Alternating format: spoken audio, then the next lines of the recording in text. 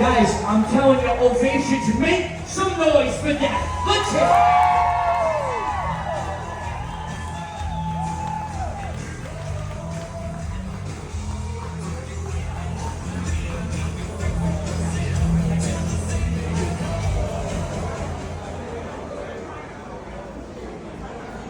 Good evening, ladies and gentlemen. Thank you all for coming and celebrating this very special day, the wedding of Lauren and Joseph. My name is Lawrence Vigiano. I'm also known as Tony Cimino's husband or Lauren's dad. But today I have a special title. I am the father of the bride. I am the father of the bride. I had to let that sink in for a while. But before I begin my father of the bride speech, I would like to take a moment to thank my very beautiful wife, Tony, for putting this whole event together.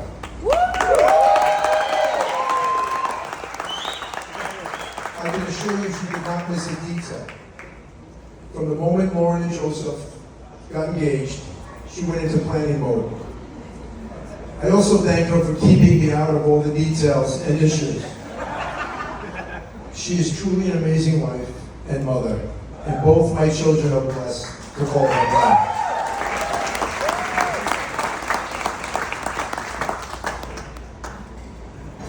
I also want to take a moment to thank some very special longtime friends who I consider family for helping Tony with the wedding and bridal shower planning.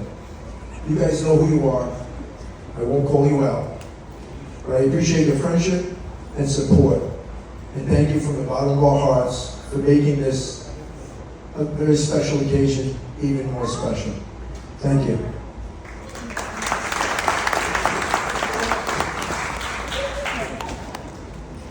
Now, for the father of the bride speech, I would ask everyone to look over at the beautiful bride. That's right. My daughter, Lauren Lucy Vigiano.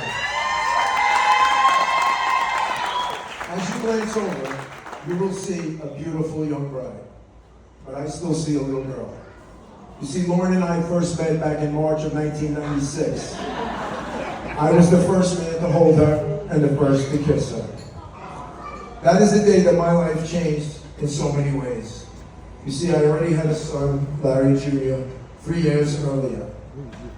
But the daughter thing is so much different. It's truly a special bond.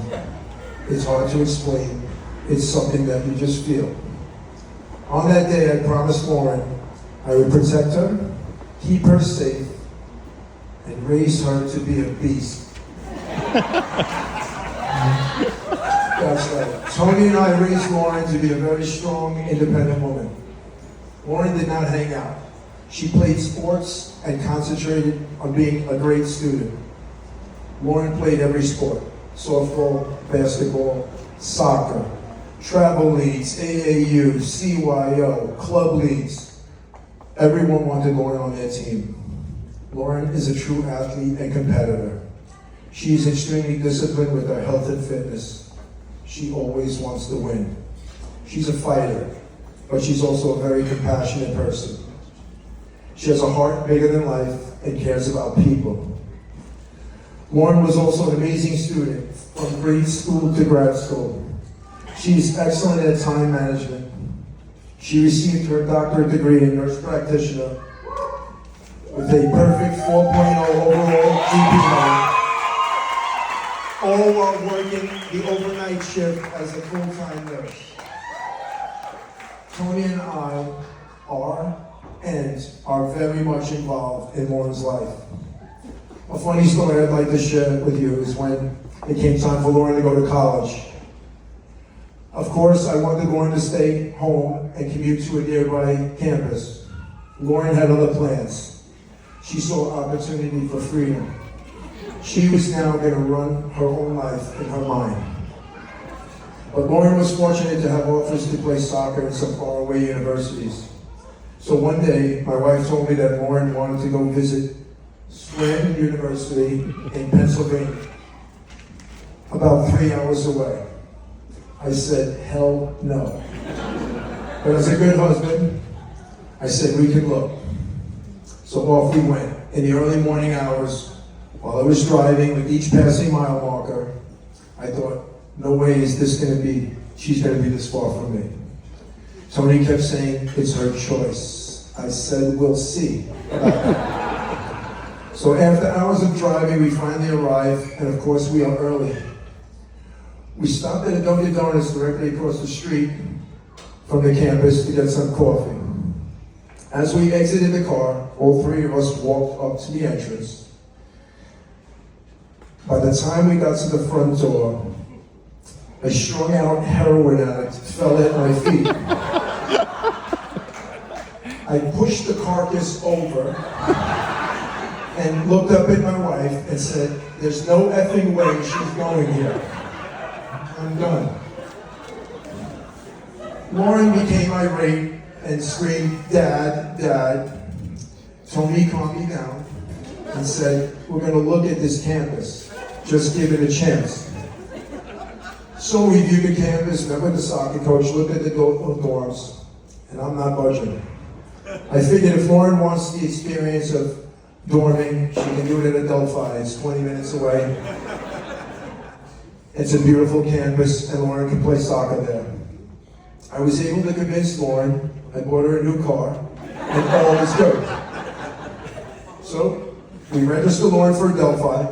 We drive Lauren there in her new car, loaded up with all the items she'll need to survive, away from me for 20 minutes. But I still don't feel right. My little girl won't be in my home at night.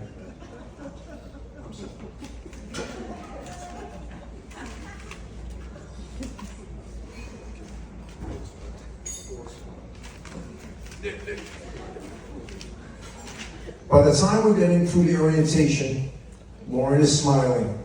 She's excited about her newfound freedom. She finally will be her own boss.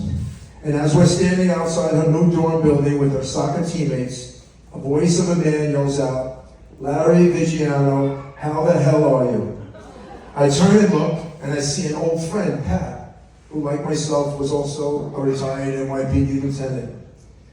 Pat is now a supervisor at the Adelphi Campus Police. Pat made his way over to me,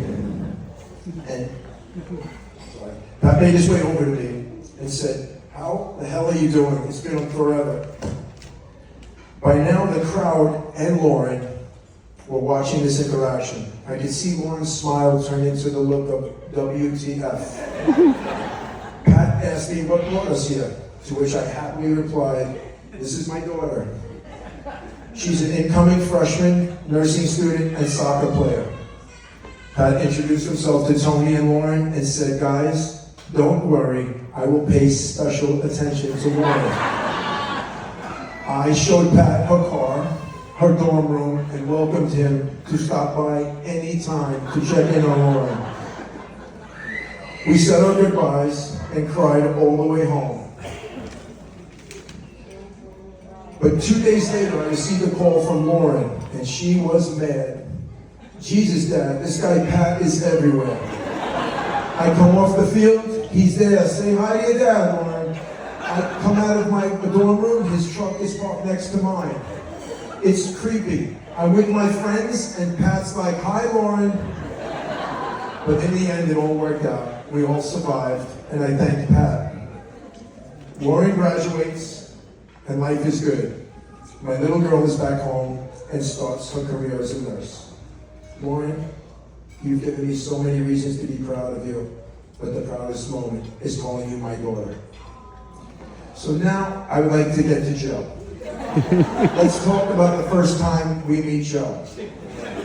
Lauren and I were going to the gym together, and one day we're leaving after a workout. We're leaving after the workout, and I see Joe walking towards us. And he says, hey Lauren, what did you train today? Me being the alpha male father yelled, what do you give a shit what we train? And I put Lauren over to the side, and she says, oh my God, Dad, really? What the F? I said, who is that? She said, that's Joe, he's a friend I sometimes work out with. Yeah. Not long after that, Joe and Lauren start dating. And he's coming around more and more. And I'm giving him the business every chance I get. And he just takes it, like on the chin, and smiles at me. Was I losing my touch? But Joe has always been respectful, kind. He's very easygoing, so much sometimes it frustrates me. There was this one time, Lauren and Joe were outside my house, and Lauren is bent over, putting air in her car tire, and Joe is standing over her with an iced coffee. And I said, Lauren, why isn't Joe doing that? And Lauren replies, Dad, I know how to do it. I don't need him to do it. And then Joe says, I swear she wouldn't let me do it. That does sound like my daughter. I shook my head, I walked in the house, and told my wife what just happened. She, being the voice of reason, reminded me that we raised a strong, independent woman. So she's doing exactly what we raised her to do. Joe's around a lot now. He's coming on vacations with us, dinners. So I figured it's time to start the deep dive on Joe. I started asking people in the neighborhood, some of my son's friends that went to school with him, and nothing. Everyone said the same thing. Great guy, hell of an athlete, played baseball, drafted by the LA Dodgers, just an all-around good guy. Turns out it was all true. Joe was truly raised right. He's a perfect gentleman, extremely respectful, easygoing, very caring, and extremely hardworking. He came to Tony and I one day respectfully and asked for our blessing to marry Lauren. He did. He came to our house and asked for our blessing. After about 3 hours, it was 3 hours, I was checking. It's after about 3 hours of deliberation, I want to be fact checked. It was 3 hours of deliberation. We said, Joe, it's ultimately Lauren's decision. So as you can probably guess, Lauren's answer was yes. But I still wasn't so sure. So I asked my daughter, Lauren, why do you want to marry Joe? And the answer Lauren gave really sent it home for me. She said, Dad, I love him, and he's my best friend. Once I heard that, I knew it was right. You see, 34 years ago, I married my best friend. So right now, I'd like to offer some wedding marriage advice to Lauren and Joe. 1, never forget why you are here today. 2, communication is extremely important. Real, clear communication. You see, with men and women, words don't always mean the same. Be clear in what you want and what you don't want. 3, marriage is a work in progress. You get out of it what you put into it.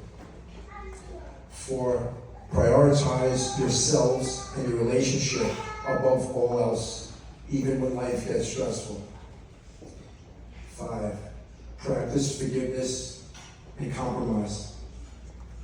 6, never stop dating and trying. And lastly, recognize marriage is not always easy. Sometimes it's the hardest times that actually make it stronger.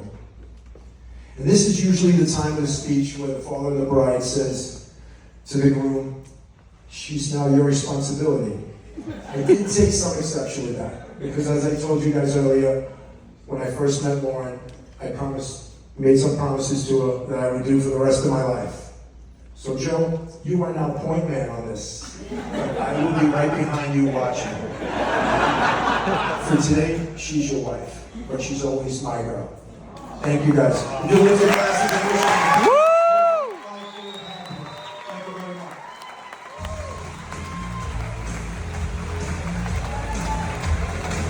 Let's hear for that one more time. Now everybody just turn your chairs towards the center of the dance floor.